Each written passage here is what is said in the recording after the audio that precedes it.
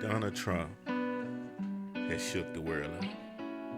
He shook this motherfucker up, attacking the Mexicans all around the country, especially on the West Coast. I mean, did y'all see this coming? Did you see it coming? I didn't see this coming.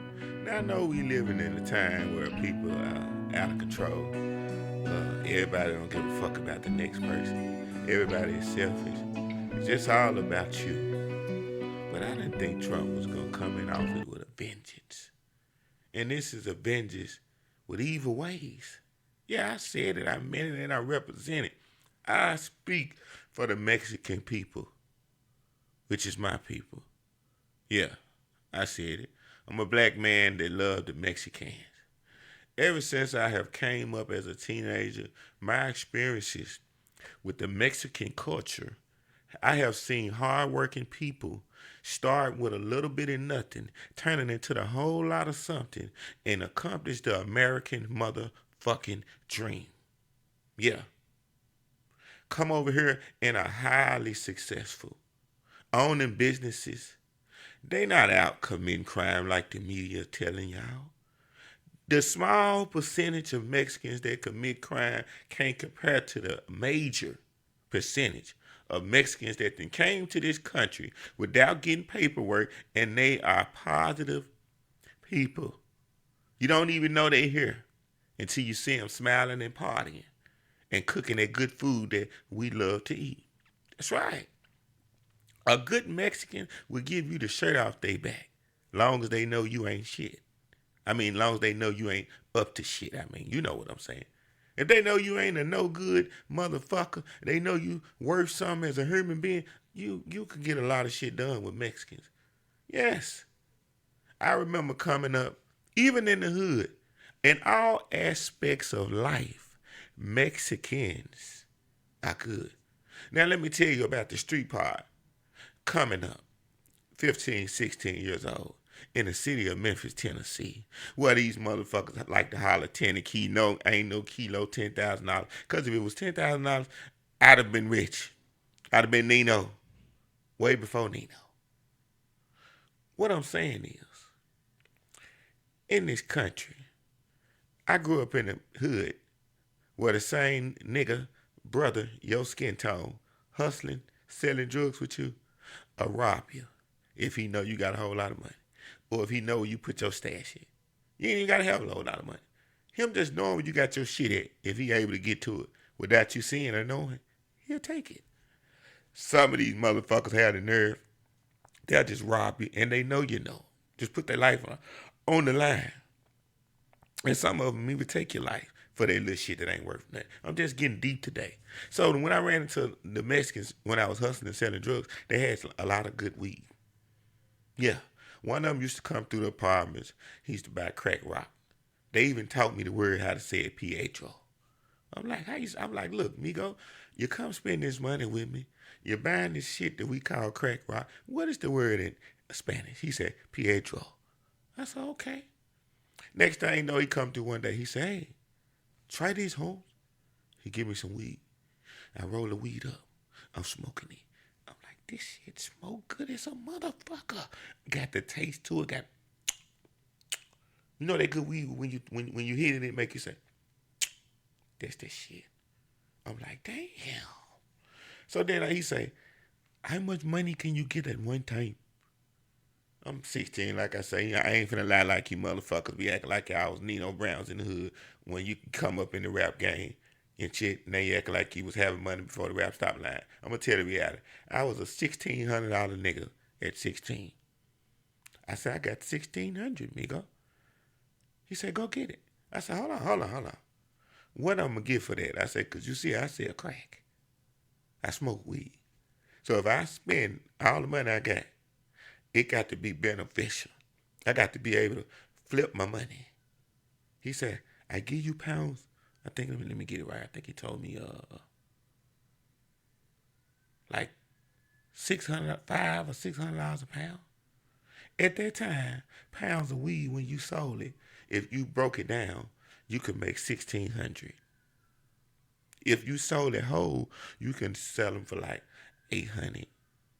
So that was like a $200-300 flip, even if I just sold it whole, with not even having to do nothing. So right then and that was my first experience with Mexicans. I was like, oh, this shit that I was seeing on TV is really true. They got the plug. Not all Mexicans. And then this is a situation where you don't judge a book by its cover, because he was buying crack. But he wasn't no crackhead. He just liked to smoke that shit and had plenty of that good weed. It sounds crazy, don't it? It's different in the Mexican culture. The point I'm making is, my next experience, I met this Mexican. He had a Hispanic temporary job service. A job service for his people, to where anybody Hispanic could come there and get a job. And you know what was going on.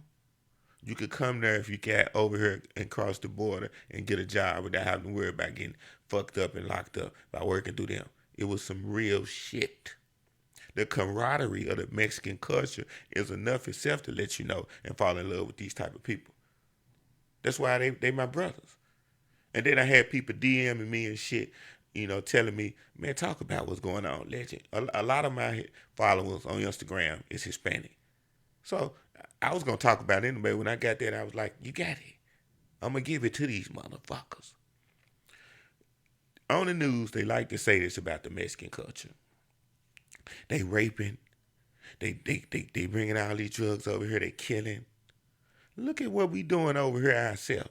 If you go do the statistics of the crime in the United States of America, you will see that the crime rate for Hispanics is not overtopping blacks and whites. That's right. That's born right here in this motherfucker, fucking this motherfucker up every day. Every day, niggas, the same skin tone as me, is fucking the world up. Just destroying it. You can't even go in a motherfucking Dollar Tree no more. The Dollar Tree is $1.25. They got shit in there $2, shit in there $5. You see what this shit done came to? Because you got niggas that's gonna go in there and steal, like they stealing some worth of value, and it's making it hard on the people that need to spend a little bit of money and get a whole lot back in return. They closing down Family Dollars and Dollar Generals. I remember I used to go in there with certain chips. I used to go to the gas station and Walgreens. You'd be like, man, this shit high as a motherfucker. I go to the dollar store. And if you wasn't high and lazy, you would go and go. I was one of them smart niggas, even smoking weed. If I was high on some weed, I'm still going to go to the dollar store instead of going to the expensive ass store, spending triple that for the same shit I'm finna get. You can't even do that no more. It is everything high. You can't get around it. You see what I'm saying? So this bullshit, basically what I'm saying. They running up in the schools, fucking with the Mexican kids. Kids that have no ties to what's going on. They don't even have a clue about this shit.